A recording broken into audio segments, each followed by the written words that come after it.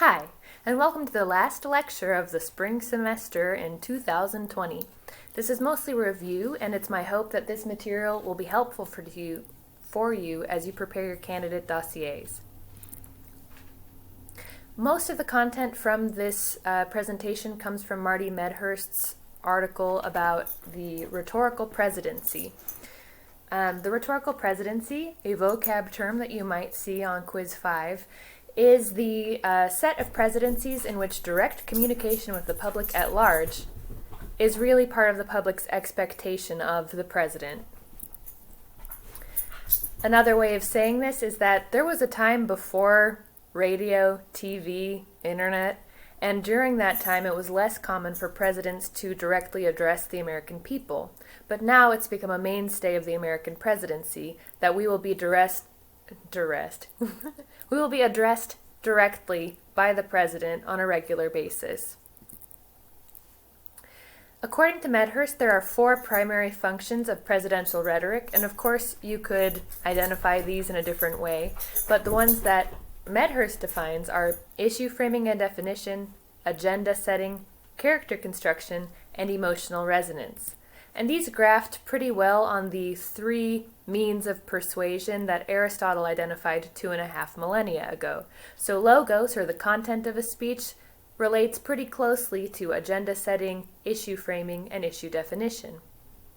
Appeals to ethos relate pretty well to character construction, and appeals to pathos relate well to the notion of emotional resonance in your speaking. So as for logos, think about this as the speaker's arguments and mostly the content of the speech. It's the word itself. Agenda setting relates to logos because this is what the speaker chooses to talk about and what they choose to emphasize to their audience. So this is a matter of putting things on other people's radars, putting things on your audience's radar, directing the topic of conversation towards some things and not others. Issue framing and definition, meanwhile, as we know all too well, thanks to Lakoff and other sources, has to do with spin control, you could say, or otherwise controlling the angle of the conversation.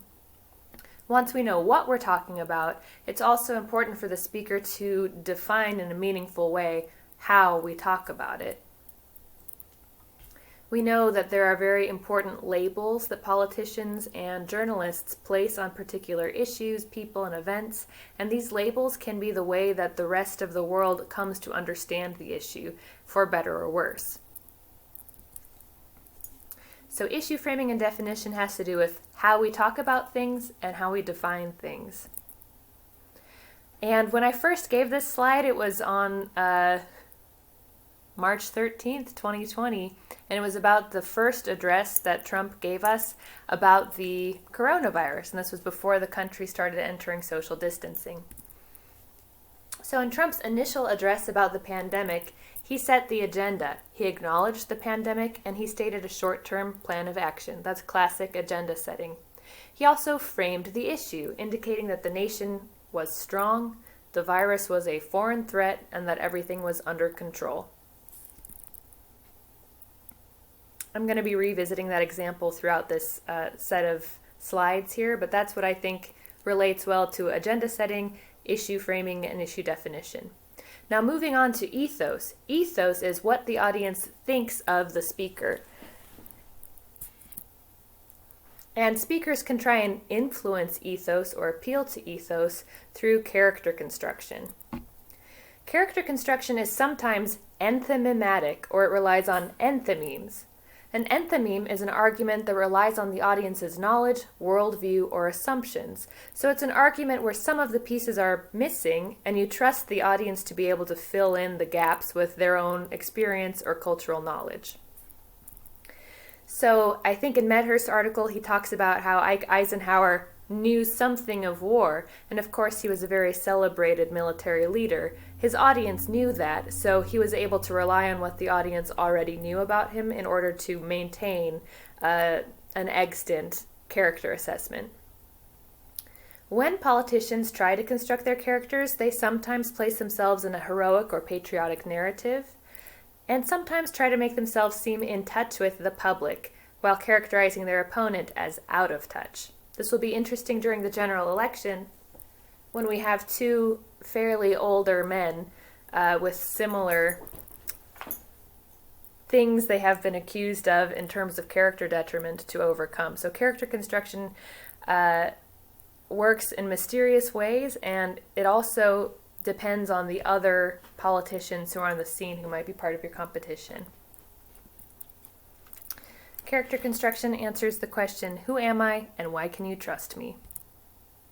In the case study, the presidential address on March 11, 2020, President Trump constructed his character with an emphasis on professionalism, strength, patriotism, and business connections. So these are all fairly consistent, and this set of phrases within his speech worked to try and reassure a concerned public.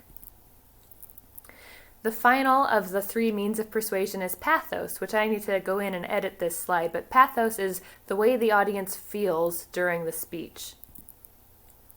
This relates to the emotional resonance of a speech, and speakers can do things, again, to appeal to pathos or to try and influence the way the audience feels, but these appeals are nevertheless part of the content or logos of the speech. So emotional resonance is what the speaker does to shift the tone of a speech, to show that they understand their audience, they're passionate about what they're talking about, they're compassionate towards others. Storytelling, imagery, and delivery all contribute to the emotional tone or resonance of a speech. We may also see buzzwords or frames come through to give an oomph to the emotional resonance. So if there's something that's particularly sticky in the minds of the audience, the speaker might refer to those.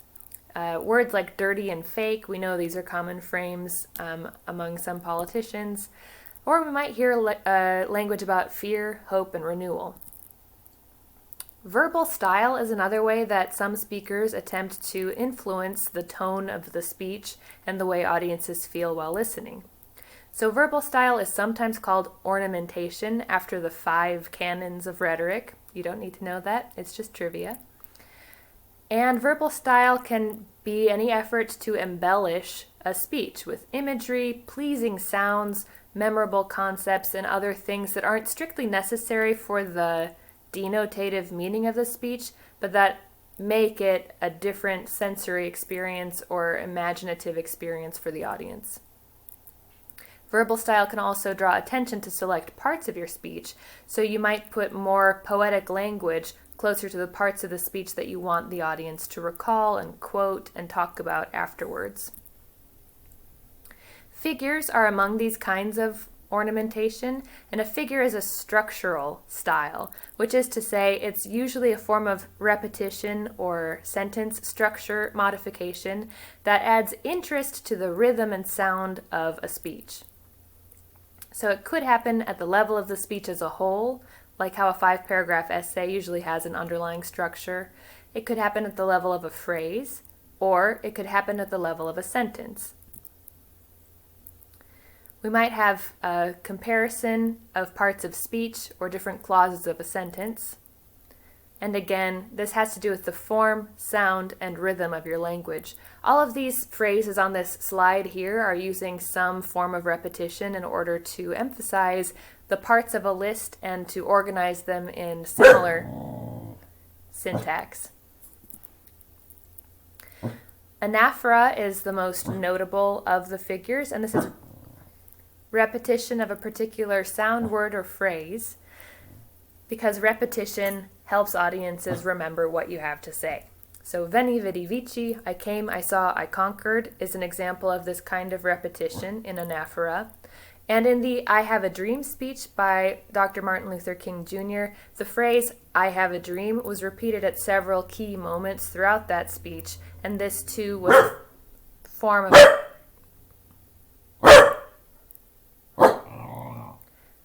of anaphora. Tropes are another form of verbal style, and these are words that are used in non-literal ways. So it's a word used in a poetic or connotative way to emphasize a to emphasize a shift in meaning. You could also think of this as language that plays with the multiple possible meanings of words to create texture or flavor to the speech.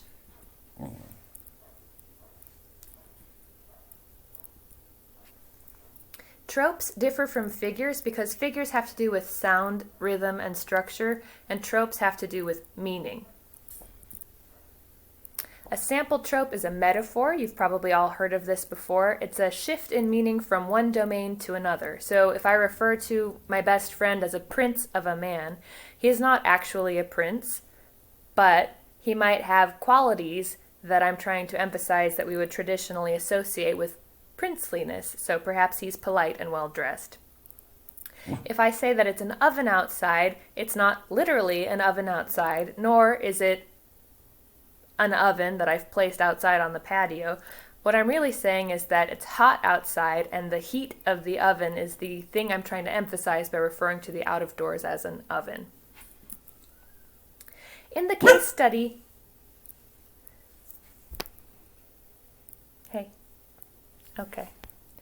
In the case study from Donald Trump's March 11th address of this year, there was some effort at embellishing or adding ornamentation to the speech, but mostly this was done at the level of the trope with metaphorical language or language that allowed for a shift of meaning from one domain to another. And as these samples show on the slide, most of the potential shifts in meaning had to do with making coronavirus an enemy, such as one we would be at war against, instead of a virus, such as one that scientists and doctors would diagnose. So this creates a bellicose sort of framework for understanding the coronavirus instead of one that is emphasizing, the slow pace of study, the slow speed at which vaccines can come through. So this is a raw form of transference and using the trope of war with the virus. We also see appeals to sentimentality, and these two fit into the pathos umbrella because there were appeals to patriotism, pride, and compassion, particularly at the end of Trump's March 11th address. So talking about we're all in this together, we must put politics aside, we're a family, Americans rise to challenges and overcome adversity, and our future is bright, especially if we act with compassion. So this sort of language is an appeal to sentimentality and part of emotional resonance. So put it all together, and what do you have? You've got some more rules of political communication. The first that I propose here, drawing from Medhurst's reading here, is that what politicians say matter, but how they say it also matters. So language choices, the way that words and sentences sound, and strategic use of tropes, or poetic language, and cultural references, connotations, can make speeches more effective. Connotations, of course, are the cultural meanings that we associate with particular words that go beyond just their dictionary definitions or denotations. We also know that politicians use language to build their public personas, and this we see through various attempts at character construction, some of which politicians rely on proxies to enact. And finally, we know that rhetorical success depends on logos, what the speaker says, pathos, how the audience feels during the speech, and ethos, what the audience thinks of the speaker. And hopefully y'all don't think too little of me for having my furry little companion show up during all of these lecture videos.